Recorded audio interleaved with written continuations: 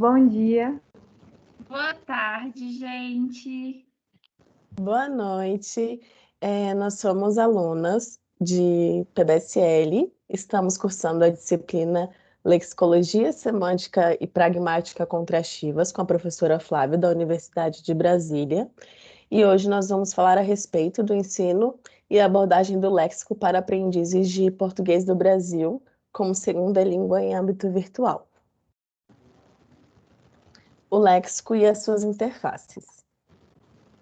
O léxico possui interfaces de outras áreas e está presente nas diversas áreas da linguística. É uma entidade autônoma na condição de um objeto da língua. Ela possui abordagem, métodos e técnicas próprios. De acordo com Rey, um autor em 1977, o léxico é o conjunto das palavras de classe aberta de uma língua.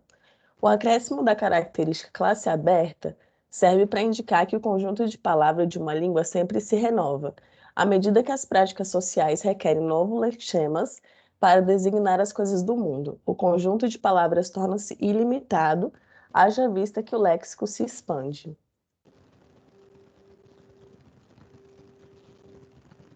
Além do léxico ter um conteúdo semântico, ele apresenta sua estrutura, que obedece aos padrões de construções da língua ao que pertence.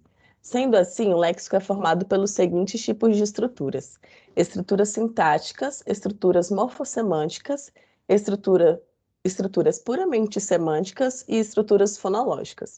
Considerando que o léxico é autônomo, por ter responsabilidade pelas estruturas da língua para gerar a comunicação, na aprendizagem da língua, o conhecimento lexical é um dos elementos linguísticos responsável por tornar o aprendiz proficiente. O léxico está submetido às regras da gramática de uma língua ao ser criado. No entanto, o léxico pode ser considerado autônomo, pois contém os significados, e sem esse componente a gramática não teria unidades para normatizar. O léxico contém as estruturas que formam as palavras, tendo em vista que é o elemento provedor de conceitos e de significados da língua, de modo que a provisão pode se dar em estruturas regulares ou irregulares. Basílio, ele chama atenção para uma importante função do léxico quando afirma que o léxico é uma espécie de banco de dados previamente classificados, um depósito de elementos de designação, o qual fornece unidades básicas para a construção dos enunciados. O léxico, portanto, categoriza as coisas sobre as quais queremos comunicar, fornecendo unidades de designação, as palavras que utilizamos na construção de enunciados. E ele observa também que o léxico pode ser externo ou interno, mental. O léxico interno corresponde ao conhecimento de padrões gerais de estruturação que permitem a interpretação ou produção de novas formas. Toda aquisição vocabular está no léxico interno. O léxico externo é o conjunto das palavras que podem ser verificados nos enunciados da língua ou verificado nos dicionários.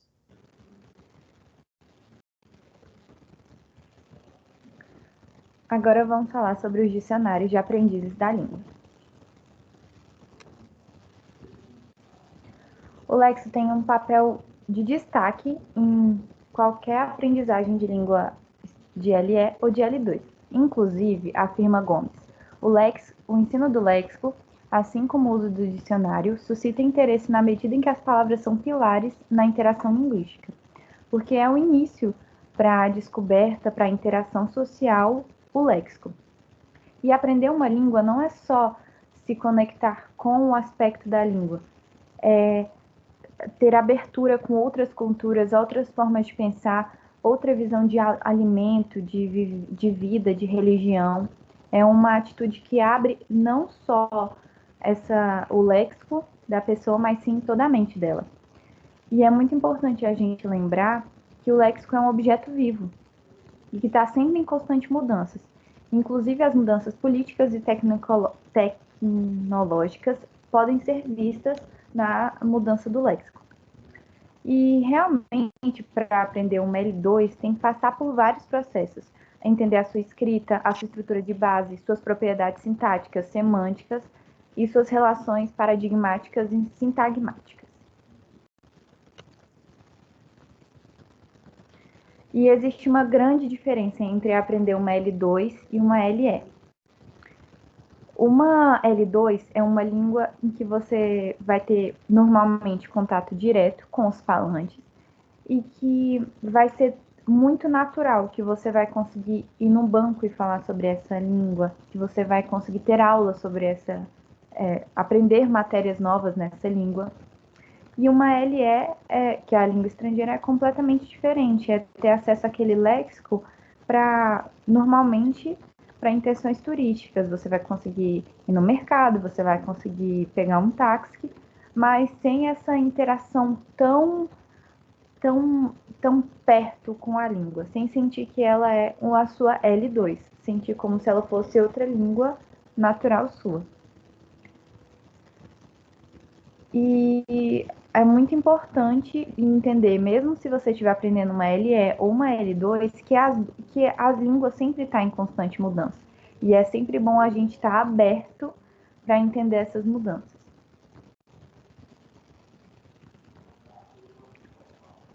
E nessa questão de mudança de léxico, McCarthy enfatiza que não importa o quanto o aluno aprenda a gramática, não importa o quanto domine os sons da L2, sem o léxico para expressar a vasta gama de significados, as comunicações em L2 não acontecem de forma significativa.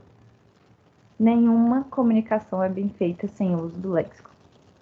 E é sempre bom ter um objeto de pesquisa certificado para fazer esse tipo de interação com esse outro idioma. E um objeto que facilita um estudo individual e autônomo de outra língua é o dicionário, que dá para aprender tanto uma LE quanto uma L2. E pode passar, por favor.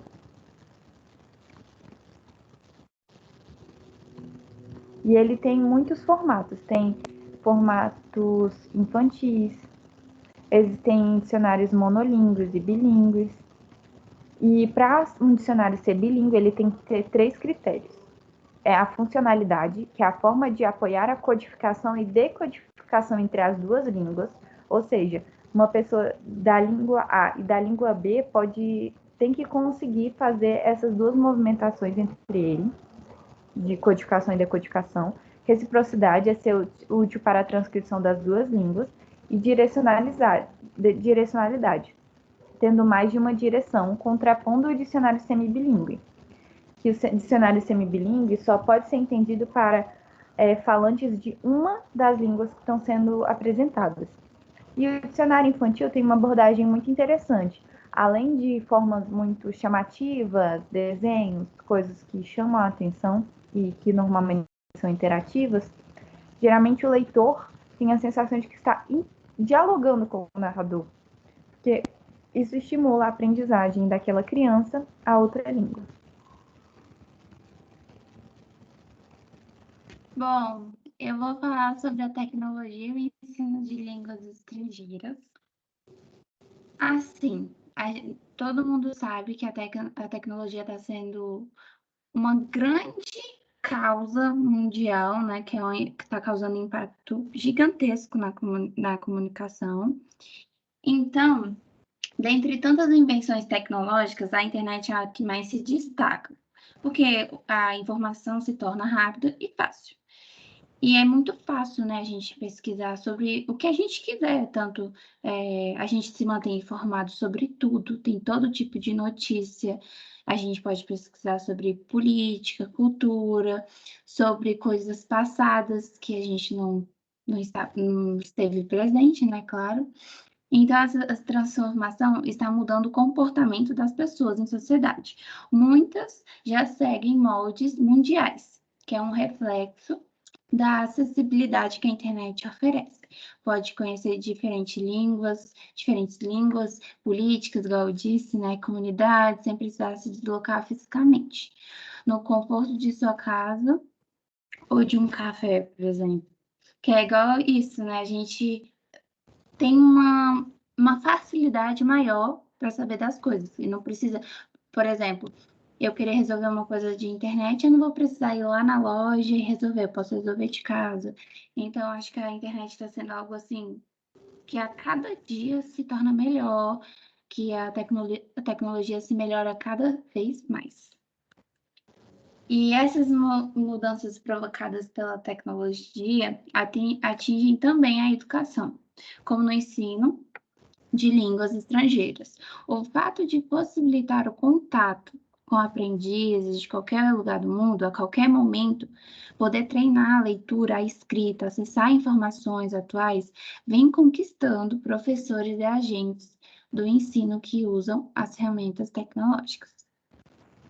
E isso faz com que a gente aprimore o nosso processo de ensino, né? Claro, porque além do que o professor nos passa, caso a gente tenha uma dúvida, alguma coisa, a gente pode pesquisar na internet, que a gente com certeza vai achar. Então, isso é algo, assim, incrível. E, assim, ainda existem, né, aqueles que, por falta de conhecimento tecnológico, rejeitam a aplicação da tecnologia no ensino. Agora eu vou falar sobre algumas, assim, como começou, né, como é que eu posso falar? Como é que eu posso dizer? O O avanço início, né? tecnológico O é o começo, avanço. como foi? Isso, o avanço, isso. Então, para Gutenberg, o primeiro marco tecnológico da história foi a impressão, né? Que é a descoberta da escrita e da impressa. Já para Thomas Edison, criou o fonógrafo, que gravava e reproduzia os sons. Depois vieram as produções de áudio em disco, através de gramofone. E a gravação de sons em fitas magnéticas. A reprodução dos sons foi um avanço na melhoria das habilidades de compreensão oral, devido à disponibilidade de material gravado por nativos, etc. Então, a televisão, por exemplo, ela passou a ser utilizada como ferramenta de ensino, quando as grandes editoras começaram a produzir fitas de vídeo, filmes para ensinar línguas estrangeiras.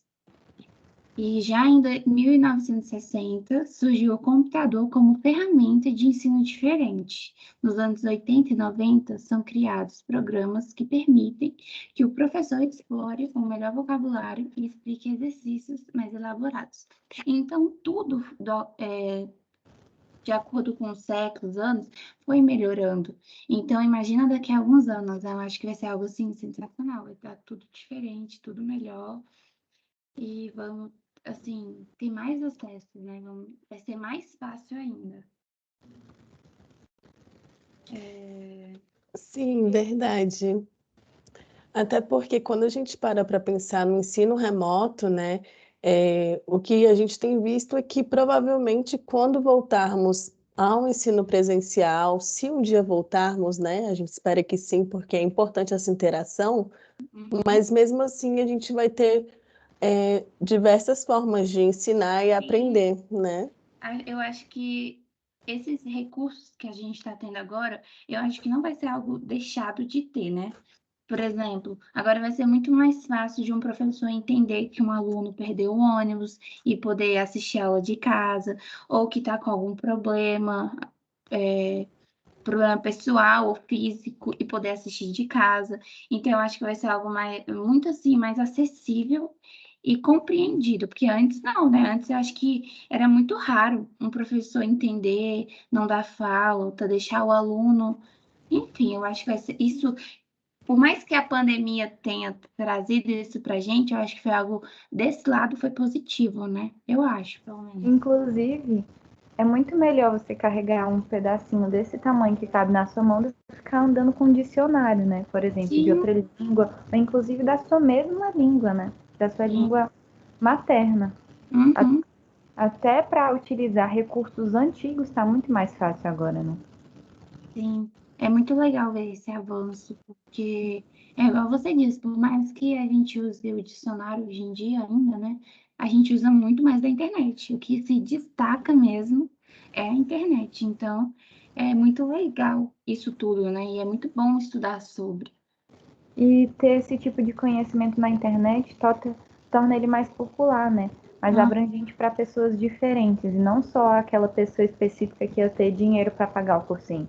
Agora, se você quiser aprender inglês, você pode baixar o Duolingo no seu celular, que é de graça, e todo dia ficar fazendo exercícios em inglês, francês, espanhol, assim como muitos outros conhecimentos.